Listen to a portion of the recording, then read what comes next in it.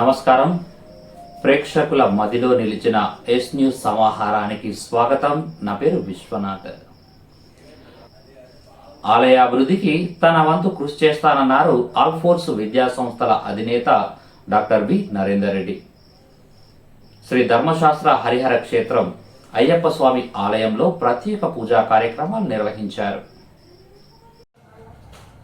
ఆలయ అభివృద్ధికి ప్రతి ఒక్కరూ ముందుకు రావాలని పిలుపునిచ్చారు ఆల్ఫోర్స్ విద్యా సంస్థల అధినేత డాక్టర్ వి నరేందర్ రెడ్డి.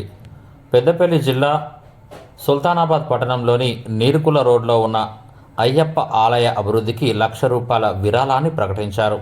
అంతకుముందు విజ్ఞాన్ హైస్కూల్ కరస్పాండెంట్ అబు బుచ్చిరెడ్డి, మాజీ ఎంపీటీసీ సూరశ్యామ్, స్థానిక కౌన్సిలర్ గొట్టం లక్ష్మిలను మర్యాదపూర్వకంగా కలిసి మద్దతు తెలపాలని కోరారు.